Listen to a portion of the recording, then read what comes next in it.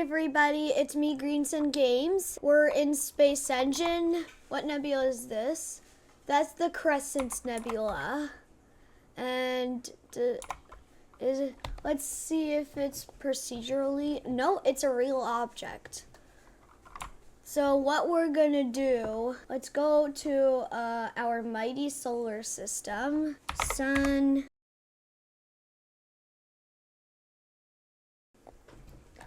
Here is our good mighty sun. And I turned on orbit lines. But if you were to try to find Earth from the solar system, okay, so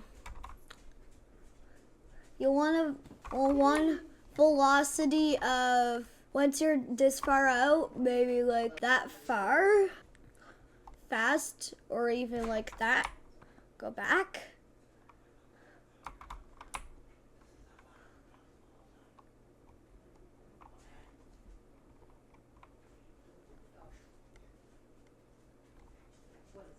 It's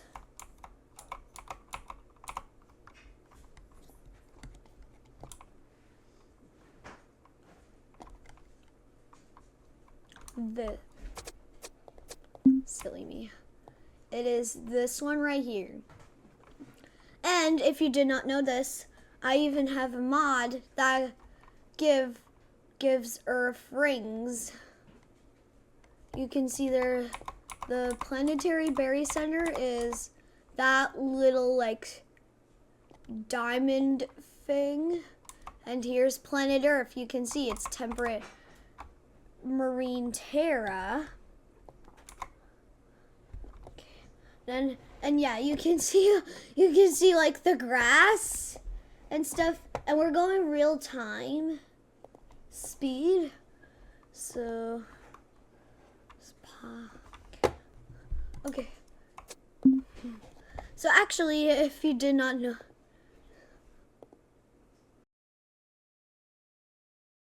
change that to Celsius. So if you are a person who goes by Celsius, Earth is 15.764 degrees. And if you're Fahrenheit, that would be 60.7375, and if you're a person who goes by Kelvin, it's 288.91. But I am Celsius. And also the way I go by pressure is ATM, and you know why? Because it literally means standard atmosphere. So that's like how many times the pressure it is on Earth. On Venus, it's 92 ATM. So if we click on that planet, oh, Venus is like really close to Earth. So this is like at its like closest point. So like if you were during sunset,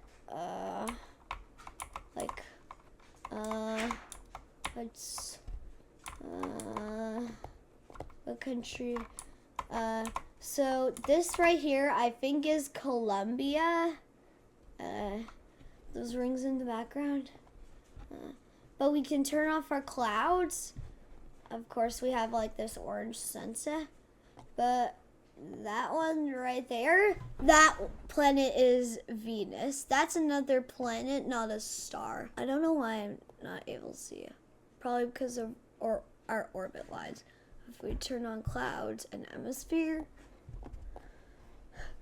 isn't Venus supposed to be the evening star or the morning star?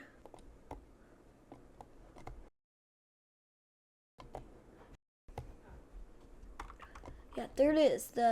That's the evening star. So currently there's no music. And let's go.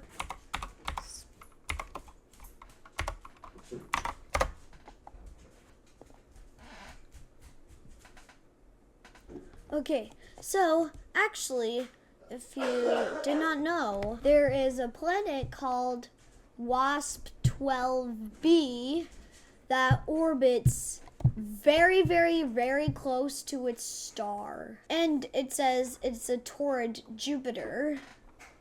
torrid Jupiter, and the average temperature, you can see a solar day is tidally locked to its star, and it's torrid Jupiter, and the average temperature is 2051.4 degrees Celsius. And if you go on the night side, even though it's tidally locked, still about 2118.6 degrees.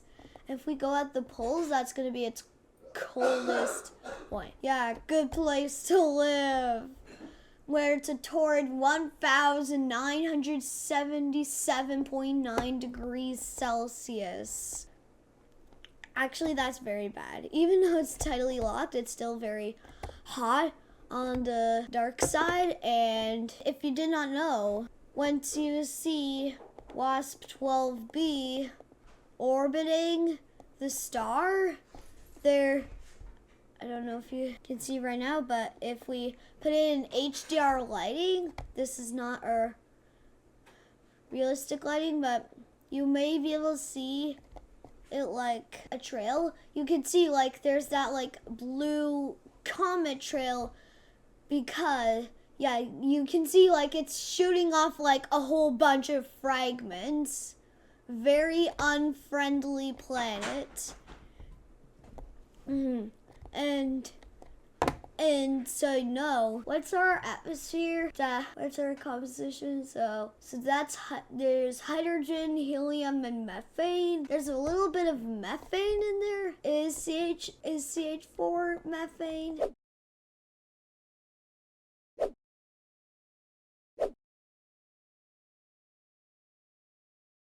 Or is just CH methane? I think it is. But yeah. That's like a very good, I landed on the star, and yeah, and because of that it got like stretched out because right at this moment, WASP-12b is losing matter and its atmosphere because of this star, because of how close it is to its star. So no wonder that it got stretched out, and it is torrid Jupiter. And this is torrid Jupiter, so this is not a solid rocky planet. This is a gas giant. You can literally see it's like a pill. It's like pill, and because the planet's called WASP-12b, if you did not know, the star is actually called WASP-12. Very unfriendly. Yeah. And obviously the star that is making this torrid Jupiter go extinct is this star right here, WASP-12. And this is a real object. It only has one planet, and that planet is WASP-12b. I wish WASP-12 would form more planets like WASP-12c and WASP-12d instead of just WASP-12b. Like there could have been like also a WASP-12c and a WASP-12d. It's like a brown dwarf, not because of like its mass, but like it's so close to its star that it heated up to be kind of like a brown dwarf. What's the mass compared to Jupiter? Oh, is that only 1.35 times the mass of the Earth? Kind of see it's like become a brown dwarf because of how close it is to a star. So I think it has like just a little bit more mass than like what Jupiter has. Like Jupiter, like Jupiter. I'm gonna go EARTH. One mass. So this is only 1.35 times the mass of the Earth? Then how is it a gas giant?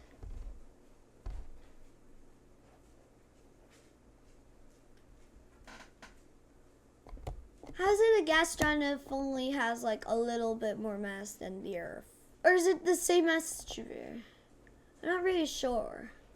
But either way, it still kind of is becoming a brown dwarf because of how close it is to its star. But even then, a brown dwarf is still technically a planet because brown dwarfs are... There was a star that said it was a brown dwarf that said it was a star. Oh, I think we're rotating WASP 12. What's going on? Brown dwarfs are still technically planets, but I was at a brown dwarf and they said it was a star even though it had day and night, and if it has day and night, then it would be a planet or a dwarf planet, or even as small as an asteroid. But if it has day and night, then it definitely is not a star. As you can see, WASP 12, the star WASP 12, has no day and no night. Even though it's super bright, it's the star itself does not have, it doesn't even have a day side on our solar system now. So search radius will go like, oh, there's a planet with life. There's a planet with life. Cold, airless. Okay, so it's subglacial and it's unicellular and it's organic life. So it's not multi, but it's uni. Looks kind of like Europa. Is it a moon of this gas giant? Yeah, it is.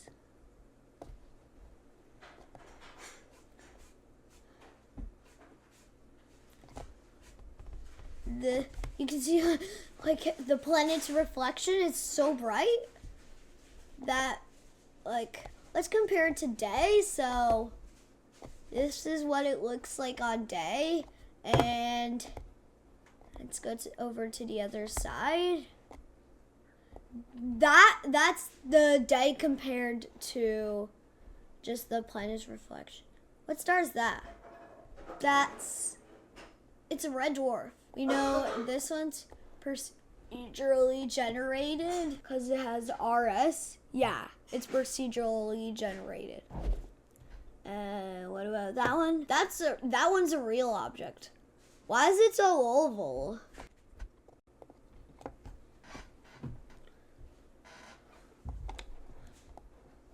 I don't like that. I don't know why it's so like, I don't like that why it's like oval. Like, why does it look like a Mento or like a pill?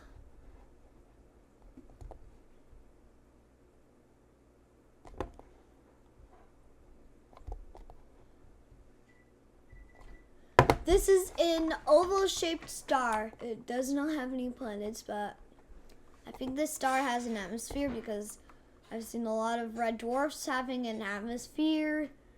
Like, you know, like Proxima Centauri, the closest star to Earth.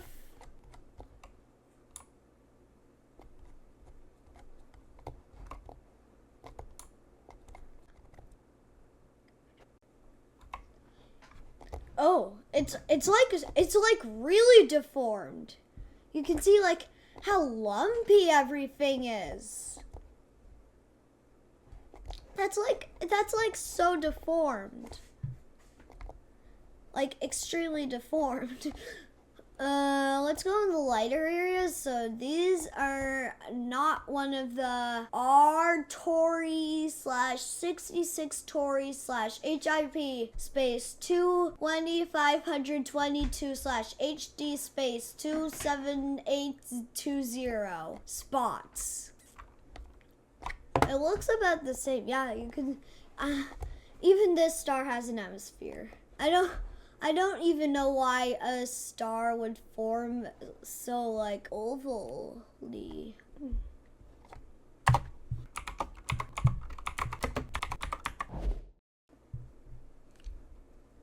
So here's a black hole that's at the star at the center, probably not the very center of the star cluster. Oh, we were outside of the Milky Way.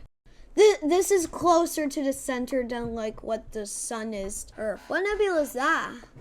What nebula? That it? No. That one. RN. Okay, so it's procedural. Yeah, it's procedurally generated.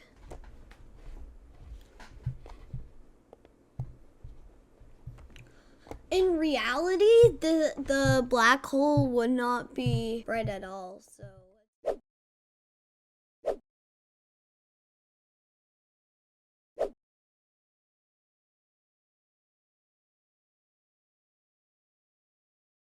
Here is Pluto. One last planet.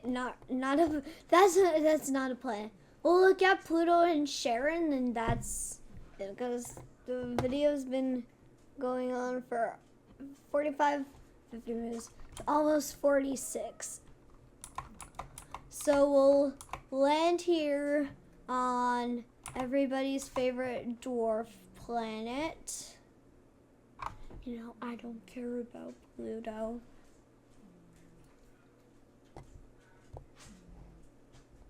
And there's Pluto's atmosphere. Oh, we don't need that.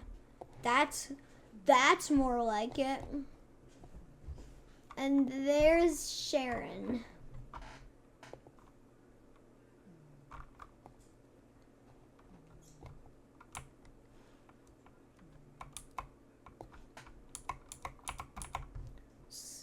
Go to like free mode.